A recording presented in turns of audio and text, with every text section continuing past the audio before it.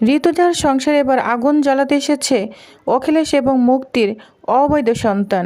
হ্যাঁ প্রিভার 70 দেখা যাবে আজকের পর্বে। বিস্তারিত জানতে ভিডিওতে একটি লাইক দিয়ে পুরো ভিডিওটি দেখতে থাকুন।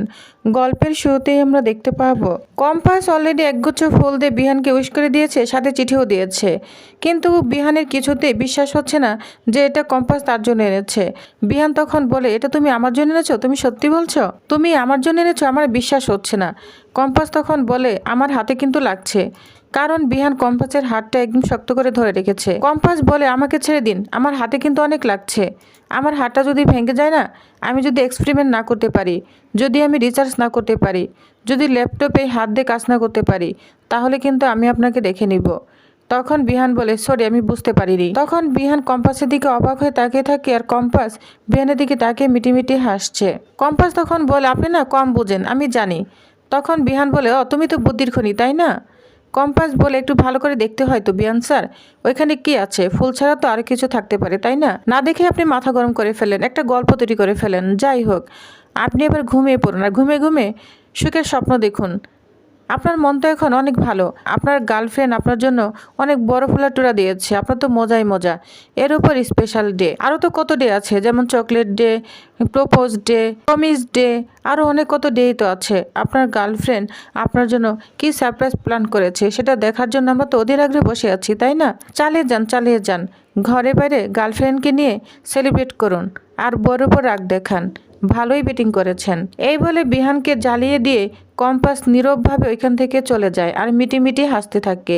তাহলে আমাকে কেউ সত্যিই ফুল দিয়েছে, চিঠি দিয়েছে, এগুলো আমার জন্য এনেছিল? এটা ভেবে অনেক খুশি হয়ে যায়। তখন চিঠি এবং ফুল দেখে বলে, আমি বোকা হয়ে গেলাম, সত্যি আমি বোকা হয়ে গেলাম, আর এই সুযোগটা নিয়ে কম্পাস আমাকে কথা শুনিয়ে গেল। এটা ভেবে অনেক খুশি হয়ে যায় বিহান। অন্যদিকে দেখা যায় অখিলেশ ঋতুজাকে বলছে, আমি শুধু আমার পরিবারটাকে বাঁচানোর জন্যই চেষ্টা করছি, বিশ্বাস করো। এই যে কম্পাসের বাবার সাথে ফর্মুলাটা পাওয়ার জন্য যা যা অন্যায় করা হয়েছে, যা যা অন্যায় করেছি, ওই লোকটার ইনস্ট্রাকশনই করেছি, আর ওই লোকটা নিজে এখন উপস্থিত হয়েছে এখানে। আমি যদি বোঝানোর চেষ্টা করি না যে তুমি আমার ছেলের বউর ক্ষতি করো না, লোকটা আমার কোনো কথাই শুনবে না। ইনফ্যাক্ট এই ফর্মুলাটার জন্য ও আমাদের কাউকেই ছাড়বে না, কাউকেই না। ঋতুজা তখন বলে, এক মাফিয়া যা খুশি তাই করবে, আর আমরা সবাই ভয়ে হাত পা গুটিয়ে বসে থাকবো, তাই তো? আর কম্পাসও ভয় পেয়ে বাবার ফর্মুলা তাদের হাতে তুলে দিবে। কেন? এদেশে আইন শৃঙ্খলা নেই নাকি? অখিলেশ তখন বলে, কেন? তুমি বোঝার চেষ্টা করছো না ঋতুজা? এই অসম লড়াইটা না তুমি লড়তে চাচ্ছ। ওই লোকটার নেটওয়ার্ক সারা দেশে ছড়িয়ে রয়েছে।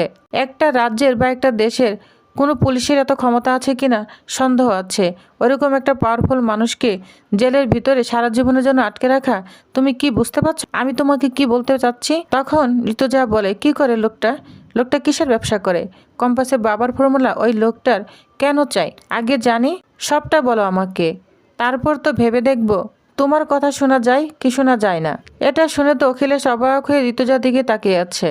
ঋতুজা তখন আরো বলতে থাকে, আমি জানতাম তুমি কিছুই বলবে না, মানে বলতে চাইবে না। আর শোনো, কম্পাস না খুঁজে বের করে নিবে লোকটা সম্পর্কে সমস্ত তথ্য। ইনফ্যাক্ট এতক্ষণে নিশ্চয়ই বার করেও ফেলেছে। লোকটা কি উদ্দেশ্যে এই ফর্মুলাটা নিয়ে কি করবে সব কিছু বের করে ফেলবে। আমি তোমাকে একটা ছোট্ট অ্যাডভাইস দিব অখিলেশ, তুমি এই সব কিছুর মধ্যে না নিজেকে আর জড়িও না, তুমি দূরে থাকো। তোমার এই ভালো মানুষটা যদি সত্যি থাকে, যদি এটা মুখোশ না হয়, আর এই যে দাবি করছো যে পরিবারের ভালো চাও, সেটা যদি সত্যি হয়, তাহলে এসব কিছু থেকে না নিজেকে আড়াল রাখো, বুঝতে পেরেছো? নিজেকে এগুলোর মধ্যে আর জড়িও না। বাকি রইল অভিজ্ঞতার ওই লোকটা, ওদেরকে কম্পাস হ্যান্ডেল করে নিবে। তুমি শুধু কম্পাস আর আমার ভালো মন্দের মধ্যে নিজেকে জড়িও না। তুমি শুধু কম্পাসের ভালো মন্দের মধ্যে নিজেকে আর জড়িও না। এটা বলেই ঋতুজা ওইখান থেকে চলে যায়। অন্যদিকে দেখা যায় কম্পাস ডিকেকে নিয়ে কোনো কিছু তথ্য পাওয়ার জন্য ল্যাপটপ চালিয়ে কিছু একটা বের করার চেষ্টা করছে। তখনই সে দেখতে পায় আফ্রিকাতে নেস্ট ফার্মাসিউটিক্যাল কোম্পানি, অনেক বড় একটা কোম্পানি, এত বড় ওষুধের কোম্পানি লোকটা জয়েন রয়েছে। যে লোকটা পৃথিবীর 57টা দেশে ওষুধ সাপ্লাই করে, সে আমাদের সামান্য ফর্মুলাটা নিয়ে কি করবে? নষ্ট করে দিবে, যাতে ওষুধের কোম্পানিগুলো লস না হয়। কিন্তু তাই যদি হয়, তাহলে ওই ফর্মুলাটা রেডি করে দিতে বলছে কেন? কিন্তু ওই ফর্মুলা থেকে তৈরি ইনজেকশনও কতই আর প্রফিট করতে পারবে? তার থেকে বরঞ্চ এই আবিষ্কার নষ্ট করে দিলে, বাজারে ওষুধের প্রয়োজন ঠিকঠাক রাখলে এর থেকে অনেক বেশি লাভ। বুঝতে পারছে না ব্যাপারটা?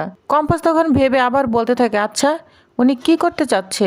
নিজেই ওষুধের চাহিদা বৃদ্ধি করবে, আবার নিজেই এমন ওষুধ বাজারে আনবে যা মানুষের ইমিউনিটি পাওয়ার বাড়বে। ইয়েস, এটাই হবে, আর সেটা বেশি টাকায় বেচবে। আমারও তাই মন বলছে, বুঝতে পেরেছি। আর দুদিক থেকে একাই মুনাফা লাভ করবে। ইয়েস, এটাই হতে পারে। তখনই দেখা যায় বিহান কম্পাসের সামনে আবারও একগুচ্ছা ফুল নিয়ে আসে। কম্পাস তো অবাক হয়ে যায় আর কষ্ট পেতে থাকে যে তার ফুলটাই বুঝি তাকে আবার রিটার্ন করে দিল বিহান। কম্পাস তখন বলে, কি ব্যাপার, ফুলের পর্বটা কি এখনো শেষ হয়নি? বিহান বলে, শোনো, আমি না কারো কাছে ঋণ থাকতে চাই না। তুমি আমাকে 10টা ফুল দিয়েছো, আমি তোমাকে 20টা ফেরত দিলাম। কথাটা মনে রেখো, আর কাল থেকে আমাকে এসব গিফট না ন্যাকামি দেওয়া বন্ধ করো, দিবেন আমাকে। তখন কম্পাস বলে, স্বাভাবিক, কারণ আপনার গার্লফ্রেন্ড তো বাকি প্ল্যান করেই রেখেছে। আমার ন্যাকামি আর সহ্য করবেন কেন? আপনার গার্লফ্রেন্ড যে ন্যাকা, তাই সহ্য করুন আপনি। আপনি আর আমাকে কখনই কিছু দিবেন না, ঠিক আছে? কথাটা মনে রাখবেন। আর হ্যাঁ, যদি আমার কোনো বন্ধু আমাকে কোনো চকলেট পাঠায় বা গিফট পাঠায় না, আমি যেন কোনো দিকে কোনো ধোঁয়া না দেখতে পারি। আমাকে কেউ কিছু পাঠালে তো একজন জলে পড়ে খাক হয়ে যায়। বিহান বলে, কি বলতে চাচ্ছ? তোমায় কেউ কিছু পাঠালে আমি জলে পড়ে খাক হয়ে যাই? কম্পাস বলে, দেখলেন, আমি তো আপনার নাম বলিনি, তাহলে আপনি কেন রেড করছেন? তার মানে আমাকে কেউ গিফট পাঠালে আপনার টেনশন হয়, আপনি সত্যি জলে পড়ে মরেন, তাই না? তখন বিহান বলে, শোনো, একদম চুপ করে যাও। কম্পাস তখন বলে, চুপ কি? আপনি তো মশাই বিচিত্র মানুষ, ভাঙবে তবু মস্কাবেন না। কিছুটা হলেও তো আমি আপনাকে চিনি, আপনার সব প্রবলেম আমি বুঝি। ঠিক আছে, আপনি এবার যান, আমার অনেক কাজ আছে। এটা বললে আরো বিহান রাগ হতে থাকে কম্পাসের উপর, অবাক হয়ে তাকিয়ে থাকে। তখন কম্পাস বলে, কি হলো, আপনি কেন যাচ্ছেন? আপনি এখনো দাঁড়িয়ে আছেন? আপনি যদি না যান তাহলে কিন্তু আমি বলে দেবো কালকে রাতের বেলায় বিহান স্যার তার বউকে গোলাপ দিয়ে গিয়েছে, বুঝতে পেরেছেন? তখন বিহান রাগান্বিত হয়ে এখান থেকে যাওয়ার সময় ঋতুজার সাথে গায়ে ধাক্কা লাগে। ঋতুজাকে দেখে তো আরও রাগ হয়ে এখান থেকে চলে যায়। তখন ঋতুজা বুঝতে পেরে মিটিমিটি হাসতে থাকে, বলছে, কি রে কম্পাস, আমার ছেলে তোকে মনে হয় ফুল দিয়েছে না? তখন বলে, হ্যাঁ মা, এবার না প্রথম বুঝলাম তোমার ছেলে না সত্যি জেলাস ফিল করে আমাকে কেউ কিছু দিলে। এই নিয়ে দুজন হাসতে থাকে। তখন বলে, কিরে কম্পাস, কিছু তথ্য পেয়েছিস? তখন বলে, হ্যাঁ মা, পেয়েছি। ওই লোকটা না, জানো, পৃথিবীর 57টা ডেভেলপ কান্ট্রিতে ওষুধ সাপ্লাই হয়। আফ্রিকার ভারত হলো সব থেকে বড় মার্কেট। আচ্ছা, এই ফর্মুলাটা নিয়ে তাহলে উনি কি করবে? দুটো কারণ হতে পারে মা। একটা হচ্ছে ফার্মাসিউটিক্যাল বিজনেস যাতে লস না খায়, তাই আমার আর বাবার বানানো ইঞ্জেকশনও বাজারে আনতে চায় না। আর 2 নম্বর হলো, ওর যদি কখনো মনে হয় যে কোনো যুগান্তরী ওষুধ এনে পুরো বাজার একা দখল করবে, তখন আমাদের আবিষ্কারটা ওর কাজে লাগাতে পারে। লোকটা সব দিক থেকেই একা প্রফিট করতে চাচ্ছে, বুঝতে পেরেছ? লোকটা ভারতবর্ষের অনেক জায়গায় ওষুধ ফ্যাক্টরি আছে মা, এমনকি আমাদের বাংলাদেশেও আছে, ঢাকিতে। আমাদের লোকটার ওষুধের ফ্যাক্টরিতে ঢুকতেই হবে মা, যে কোনো মূল্যেই হোক ঢুকতে হবে, জানতে হবে লোকটা কি কি ওষুধ বানায়। ঋতুজা বলে, কম্পাস, বাদ দে না, এগুলো বাদ দে। তখন বলে, মা, তুমি আমাকে একথা কেন বললে? তখন ঋতুজা বলে, ওই লোকটা না শুনেছি খুব ডেঞ্জারাস। ফর্মুলাটা যদি না পায় তাহলে আমাদের কাউকেই ছাড়বে না, সবাইকেই শেষ করে দিবে।